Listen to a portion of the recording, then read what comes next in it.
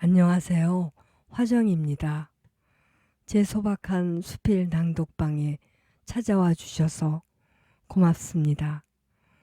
이번 12번째 수필은 2019년에 쓴 인연의 끈은 아직 푸른빛입니다. 제가 50대 초반이었는데요. 아이들은 제 공부하느라 바쁘고 남편은 지방에 근무하고 있었지요. 한가하고 무료하던 차에 어려서부터 쓰고 싶었던 시를 공부하기로 했지요. 마침 가까운 문화원에 강의가 개설되어 있었습니다. 그곳에서 시작된 문우와의 인연 이야기입니다. 읽어볼게요. 인연의 끈은 아직 푸른 빛. 50이 넘은 내가 글을 쓰겠다는 일념으로 문화원 시 창작 교실에 2번째 참석했을 때였다. 다음 주에 강화도로 봄 문학기행을 갈 예정이라 했다. 문학이라면 무엇이든 궁금해하던 차였으므로 무조건 따라 나서기로 했다. 20명이 넘는 같은 반 문우들을 제대로 익히기 전인데다가 소심한 내가 서먹한 표정을 감추지 못한 채 버스에 올라타게 되었는데 뜻밖에도 나를 오래도록 보아온 사람인 양 반갑게 맞아주는 이가 있었다. 어서 올라오라는 둥, 저 자리에 앉으면 되겠다는 둥, 어색해하는 나를 편안하게 이끌어 주었다. 얼마나 가깝게 느꼈겠는가. 문학 기행 내내 그녀의 주변을 따라다녔다.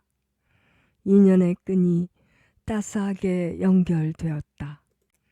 오밀조밀한 여성다움이라기보다는 잘생겼다는 말이 어울리는 얼굴에 키와 몸집이 크고 반듯해서 당당하면서 우아하여 품위가 느껴지는 60대 초반의 문우였다. 젊은 날의 사진을 보면 유명 여배우 뺨치는 모습이다. 문학교실에서는 가장 앞줄에 앉은 모범 학생으로 선생님의 말씀을 경청하는 것은 물론 시를 짓는 정서나 솜씨도 남달라서 선생님과 문우들의 칭찬과 부러움을 한 몸에 받고 있는 이미 등단한 어엿한 시인이었다. 초보자인 나는 그녀의 시를 특히 꼼꼼하게 읽고는 했는데 그때마다 절망과 어둠과 고통과 슬픔과 안개와 비와 바람이 가득한 세상을 만났다. 시는 고통과 어둠을 바탕으로 태어난다지만 지나치다 싶을 만큼 그녀는 캄캄한 그대로에 갇혀 있었다. 삶의 고통을 바탕으로 시를 쓰되 그 고통을 승화시켜 독자에게는 슬프면서도 기쁘고 아름다운 정서를 심어주는 게 시인의 책임이라고 무시인들은 말해왔다. 어둡고 슬픈 형용사들을 줄여보세요. 문우들이 자주 그렇게 말하고는 했지만 그녀와 함께 공부했던 초반 2년 동안의 한치의 변화도 보이지 않았다. 시인은 누구나 자신이 경험하고 느낀 만큼의 세상을 그려내게 된다는 사실을 알고 있었으나 그녀의 세상은 너무도 슬프고 어두웠다. 대신에 그녀가 그런 글을 왜 써내게 되는지를 흙탕물 밑바닥을 발바닥으로 감지하듯 차츰 알게 되었다. 건강하고 아름다운 여성이었고 능력 있는 남자를 만나 결혼을 하고 아이 둘의 엄마로 행복한 나날들이었던 50대 초반에 갑자기 그녀는 쓰러졌다. 뇌졸중이었다. 1년 넘게 투병했지만 한쪽 다리와 팔에 감각은 돌아오지 않았다. 산악회 회장으로 그토록 열심히 앞장서서 사람들을 이끌었던 등산 모임에서부터 멋지게 차려입고 골목 아줌마들의 부러운 시선을 받으며 외출하던 일은 물론이고 엄지손가락을 치켜 세워주던 남편의 사랑이 가득한 시선도 끝이었다. 욕실을 가거나 반찬을 만들거나 소소한 일상들 하나하나를 한쪽 다리로 서서 한 손으로 투쟁하듯 치러야 하는 날들과 맞닥뜨려야 했다. 바로 그런 날들의 상처가 그녀의 시였다. 자신에게 닥친 불행을 아무리 받아들이려 해도 받아들여지지 않아 덕지덕지 켜켜로 생겨나던 고통의 딱지들이 그녀의 시였다. 빙하의 눈물이라는 그녀의 첫 시집 제목이 말해주고 있지 않은가. 눈물로 얼룩진 그녀가 시집 컴컴한 페이지마다 우두커니 서 있거나 쭈그려 앉아 있었다. 눈물이 흘러 연과 연 사이에 고여 있기도 했다. 그 슬픔들은 고통을 감내하며 살아가는 이들과 소통하고 다독여주는 진정한 힘을 지녔음이 분명했다. 시집을 선물 받은 비슷한 처지의 많은 이들에게서 감사의 인사를 받은 것으로 들었다. 문으로서 나는 그녀의 첫 시집을 축하하는 글을 다음과 같이 썼다.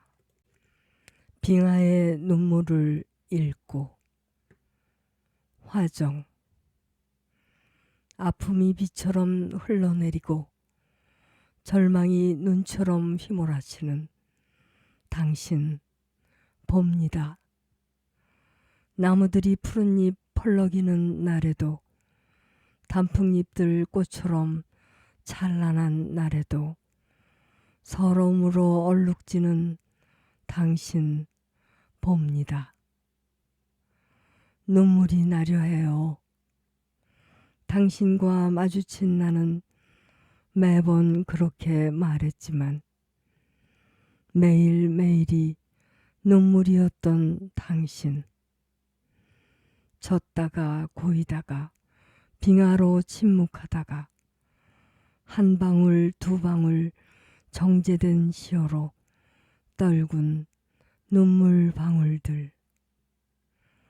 목마른 이에게는 한 모금의 감로수, 절망에 무릎 꿇는 이에게는 한 모금의 생명수. 첫 시집을 내고 그녀의 시는 조금씩 밝아지기 시작하였다. 시를 짓는 일에 끊임없는 무한한 열정을 쏟아냈으며 문학기행이든 시 낭송회든 어떤 모임이든 참석하는 것을 원칙으로 삼았다.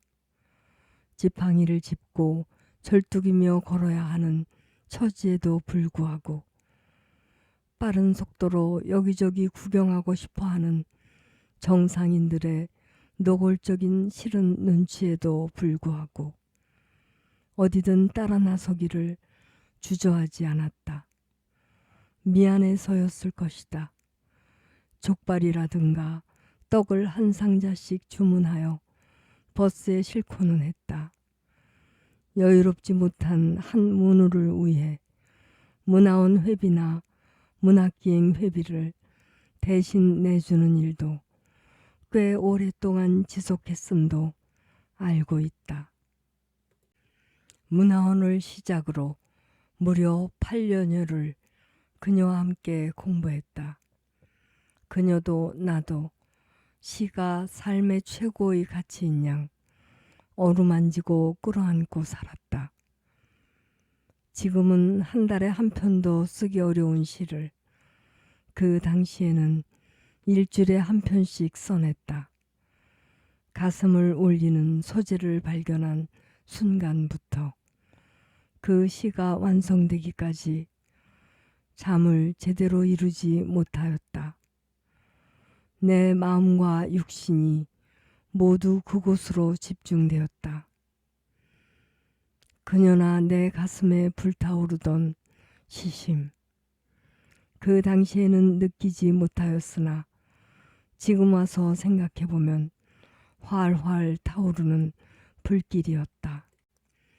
집이 같은 방향이었으므로 지하철을 타고 1시간여 집으로 돌아오는 동안에는 시와 시인과 문학에 대해서 이야기했다.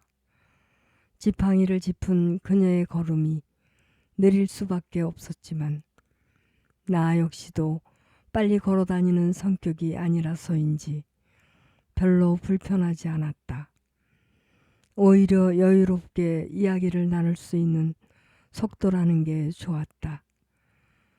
내가 문학 수업을 다니지 않게 된 뒤에는 한 달에 한 번 정도 만나 서로의 글을 읽고 그 글에 대해서 허심탄회하게 이야기를 나누는 시간을 가졌다. 인연의 끈이 어떤 욕심도 어떤 계산도 섞여들지 않은 맑은 푸른 빛깔로 빛나던 시간이었다. 어느 날 늦은 밤 뜻밖에도 그녀에게서 전화가 왔다. 예의 바르고 반듯한 그녀가 평상시라면 절대로 하지 않을 행동이었다. 불안한 예감이 나를 스쳐 지나갔다. 내일 수술 들어간다. 앞으로 아예 못 보게 될지도 몰라. 머리가 아프고 몸이 무거워 검사를 했단다. 뇌혈관에 꽈리 모양의 물집이 생겨 있는데 언제 터질지 모르는 일인지라 미리 제거하기로 했단다. 만에 하나 깨어나지 못하거나 뇌에 이상이 생길 수도 있어서 각서를 썼단다. 그녀에게서 거대한 파도 같은 불안감을 느꼈으나 내 조카도 그 수술을 했으므로 나는 심각하게 받아들이지 않았다. 괜한 걱정하지 말고 편안한 마음으로 수술을 받으라고 쉽게 말하였다. 그녀의 가족들도 모두 나와 같은 생각이었을 것이다. 무슨 일이 생기랴 건강하게 깨어나리라고 믿었지만 그녀는 깨어나지 않았다. 한쪽 몸으로도 성한 사람 못지않게 열심히 살아온 사람이므로 그녀의 의지라면 좀 늦어지더라도 꼭 깨어나리라 나는 믿었다. 한 달이 지나고 3달이 지나서야 그녀가 깨어났다는 전가를 받았다. 병실에 들어서자마자 눈물이 앞을 가렸다. 짧은 머리에 얼굴이 형편없어진 그녀는 그녀가 아니었다. 늙고 병든 노인이었다. 눈동자는 희미했고 시선은 불분명했다. 입은 달싹이 돼 소리가 밖으로 나오지 않았다. 그녀의 이름만 수없이 불러보다가 안타까움과 슬픔에 떠밀려 돌아와야 했다. 또 그렇게 서너 달이 흐른 뒤 정신이 맑아지고 몸이 좋아졌다며 직접 전화가 왔다.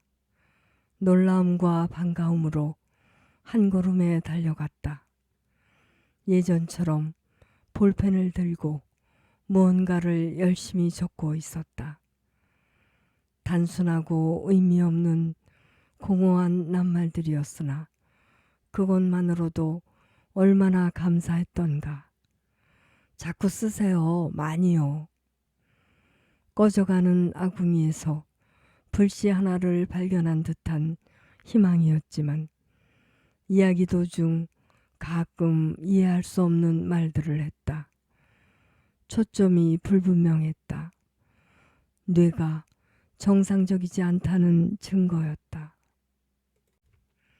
그렇게 고난의 시간이 1년이 넘게 흘러가고 있다. 재활병원에서 매일 재활운동을 반복하지만 변화는 없어 보인다. 음식 서너 가지를 준비해서 지난주 화요일에 그녀에게 갔다. 입맛도 없고 삶에 의욕도 없다는 그녀는 수저마저도 드리려 하지 않았다. 귀찮다는 표정으로 아기처럼 받아 먹으면서 자꾸 주머니 쪽을 만졌다.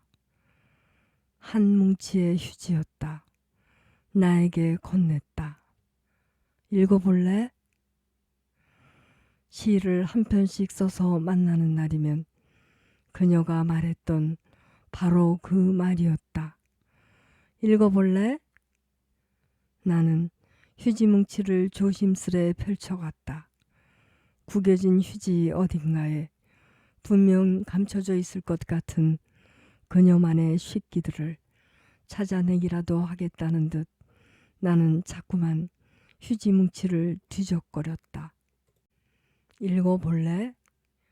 그녀가 그 말을 잊지 않았으니 시인으로서 아직 인연의 끈에 푸른 빛이 남아있다는 증거이니 얼마만한 감동인가. 그녀를 향해 웃음을 보내자 그녀도 희미하게 웃었다.